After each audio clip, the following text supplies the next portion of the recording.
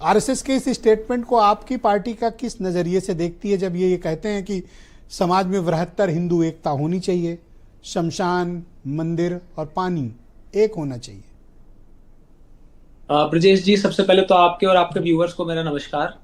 बड़ा अच्छा लग रहा था जब बढ़िया बढ़िया बातें हो रही थी, चाहे वो भारतीय जनता पार्टी की तरफ से हो चाहे आरएसएस की तरफ से हो। और वो कहते हैं ना कि झुकती है दुनिया, झुकाने वाला चाहिए।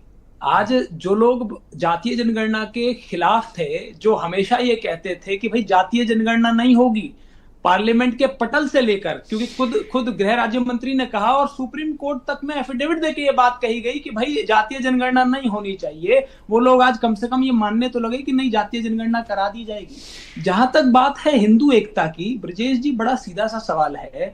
मुझे ये बताइए, ये कौन सी एकता है जो पिछड़े और दलितों के पेट पर पैर रख के ही बनाई जाएगी? अगर हम अपने अधिकार की बात करते हैं, पिछड़े और दलित ये कहते हैं कि भाई हम आबादी में 80-85% हैं, हमारे बच्चों को भी नौकरियों में, शिक्षा संस्थानों में उसी हिसाब का अधिकार दे दीजिए, तो क्या इससे हिंदू कमजोर होता है? मैं तो समझ रहा हूं उससे हिंदू और ज्यादा एक होगा और ज्यादा मजबूत होगा।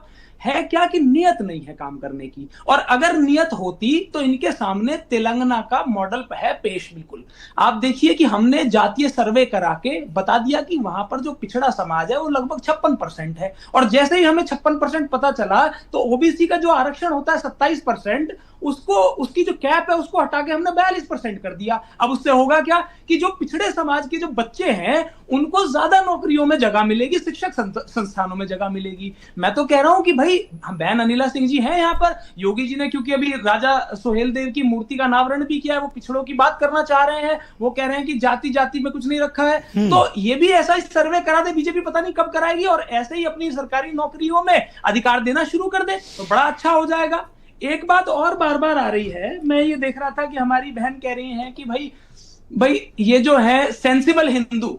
देखिए, अगर कोई पिछड़ी जाति का व्यक्ति अपने अधिकार की बात करता है तो उन्हें इनसेंसिबल लगता है, सेंसिबल नहीं लगता। इसी से इनका और हमारा जो लड़ाई है, जो मूल है, वो स्थापित हो गया।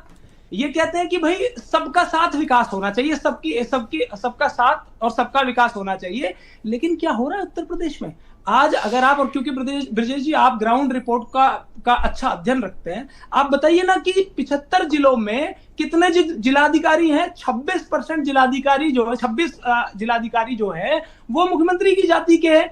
अब आप मुझे बताइए कि भाई पिछड़ों के लिए सिर्फ मूर्ति अनावरण, हमारे बच्चों को भी डीएम बनने का मौका दीजिए, हमारे बच्चों को भी अधिकारी बनने का मौका दीजिए। हम इतनी बात तो कह रहे हैं। और रही बात ये, क्योंकि पानी की बात आ रही है, शमशान की बात आ रही है, इस गलतफहमी में और इस मुगालते में कोई ना रहे कि भाई ये अधिकार तो, पानी का अधिकार तो बाबा साहब ने और कांग्रेस पार्टी ने संविधान के तहत दे दिया है। बहुत शुक्रिया। अब किसी की हैसियत नहीं है कि कुएं से पानी अगर कोई पिछड़ा दलित लेने जाए तो उसे धमका दे। अगर ये वाकई में कुछ करना चाहते हैं तो इंप्लीमेंटेशन अच्छा कर दे। थैंक यू, बहुत शुक्रिया।